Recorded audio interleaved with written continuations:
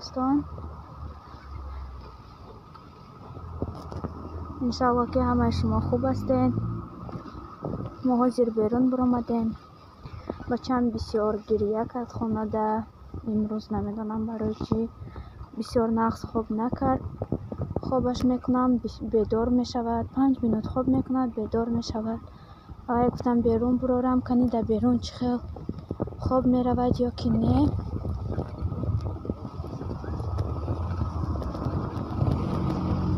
آیا یوازی ما بیرون برآمدیم در بیرون خپای.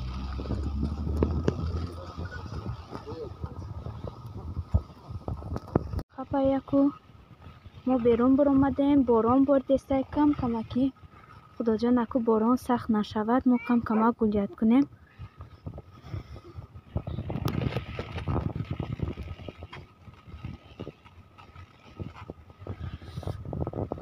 خیلی ماده باران کم کم. شما چی حال دارید؟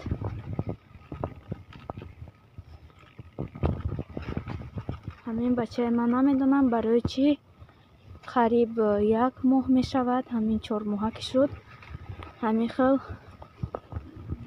غمتیک شده، خواب نمیکنه بسیار. در یک روز اولا 5 بار خواب میرفت، 4 بار حاضر مینمون 2 بار خواب میکنه تمام. اکنون برای چی باشد نمیدانم، یا که دندان برآورده است یا که هوا نمیرسد. اگر یگام سوید داشته باشد التماس در کامنتاریا نویسید. چیکار کردن در کار خیلی کودک 4 ماهه برای چی خواب نمیکنه. ما هم همین خیلی خواب نمیکردن. چیکار کردن در کار که کودک خواب رود. چی نویسین گوین چیکار کردن در کار. و فکر من که دندان برآورده است کمتر بسپکوی کودک. دینه هوای ما به نهایت نقص بود. خیلی که دیده بودیم امروز مادام خیلی باران باریده. خیلی بارانی سختم نه، کم کمکی باران باریده است. اگر که معلوم باشد تیز که پلاشتکای ما را بینیم سکوچ پیچ کرده که بودم با همین خلم کندیان هم ماشه.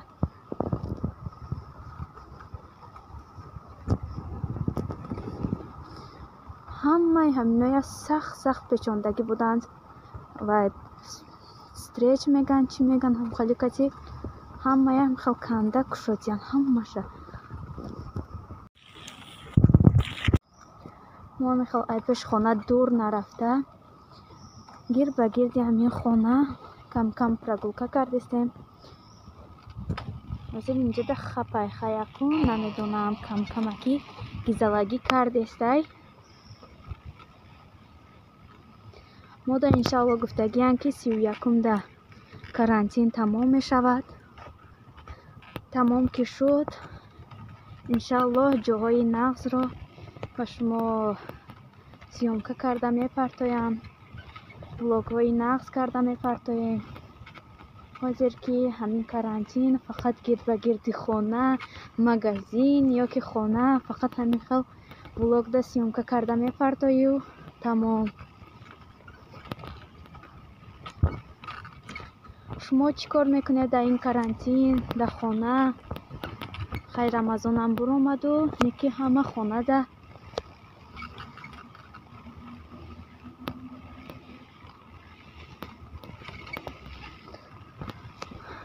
منم میخواه نبینین چخل هم مجاده گلی زردک برآمده. ما وقتش تا که مایده بودیم مایده هم نه همین صنف 10-11 بودیم. وقتی بیرون میبرآمدیم مکتب ده خیلی ویای درسی تربیت جسمانی بود یا که یکم چی ما همی گلکا سبد میبافتیم برای تارای سرمونه میماندیم هم خیلی میکشتیم. نقص بود. حاضر اینا چینده نمیشود خیلی که ویروس یکم وی دیلاو نمیشوی که یکم چی قپیده بیرون. حاضر ما کمتر پراکولکه میکنیم. بعد انشاءالله خانه میروم با برای بگاه تیاری میبینم یکم چی پختنم در کار.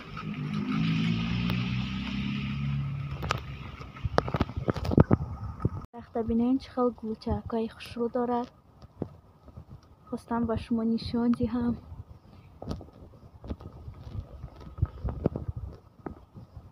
نشان دادم یا نمود درختی خیلی وای بوده، گلوش شیرینک یا نمود بوی شیرینک میکنه.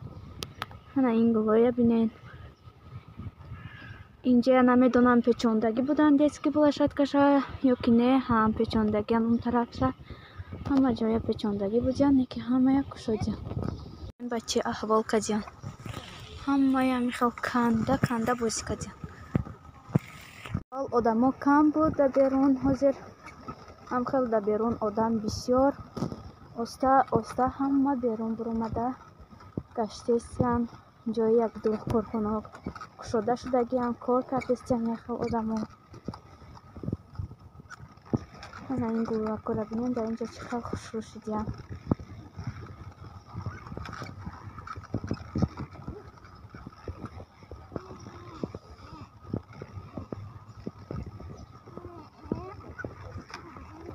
چی شده؟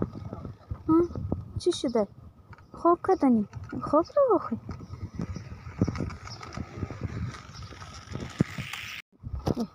ما خیلی گرم بود، ما کمتر خیلی غبسترک شدگی بودیم، گرم شدیم. امروز با هوا خنک چیزی تنک شده برآمدیم، هوا خنک.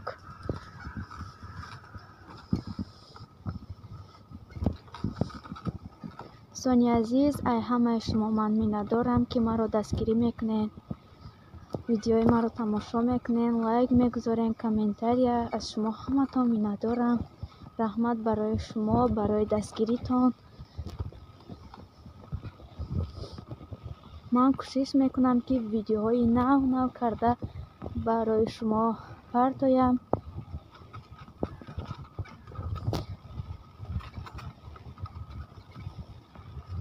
انشاءالله بعد از کرانتین همه چیز دیگر می شود.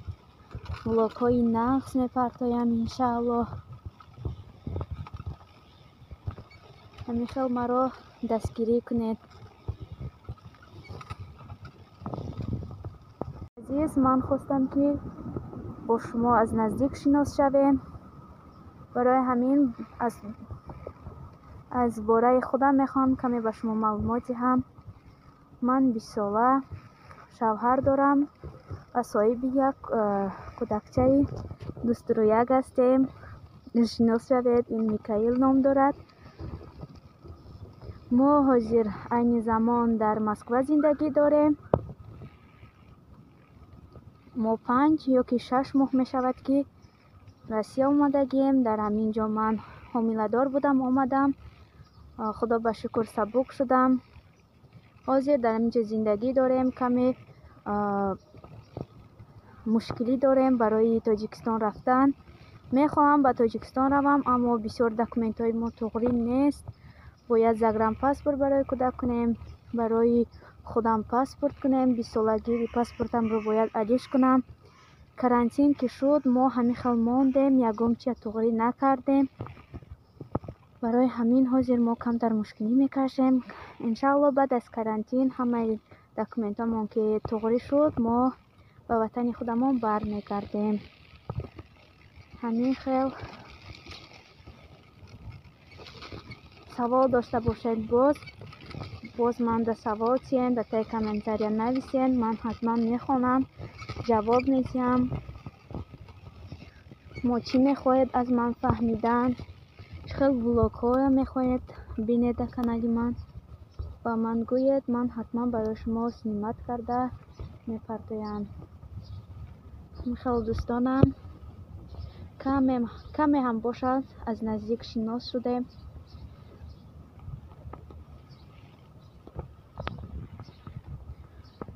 چیز گفتنی دارید با من نویسید، من حتما به شما جواب میدهم.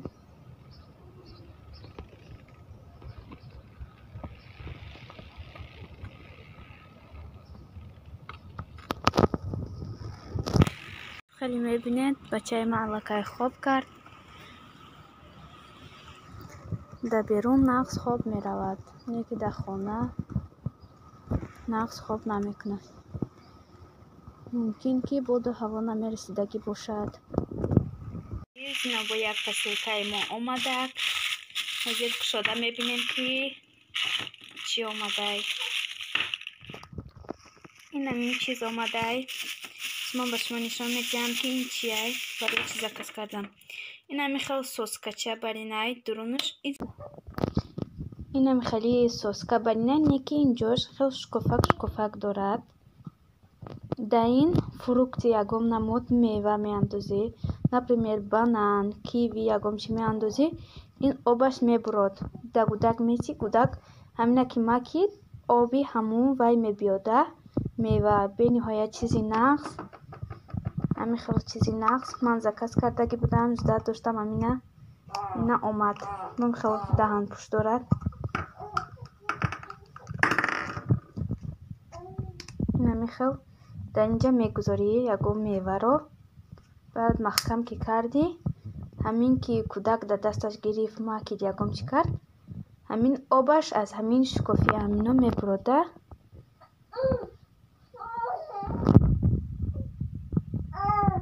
хали ҳамина заказ кардаги будам. ҳозир бо як ду чиз дигар заказ кардагиам, ҳоли ваё наомадиян, оста омадестиян. Ман киви андохтам. бинед чӣ хел обаш мебурод. ҳозир кани метиҳам чӣ хел мехӯрад кӯдак.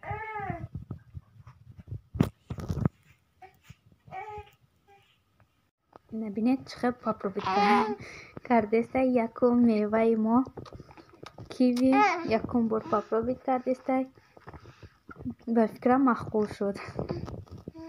ҳам хел давши бо ягон меваи дигар мемонем. кӯдакда махқул мешад.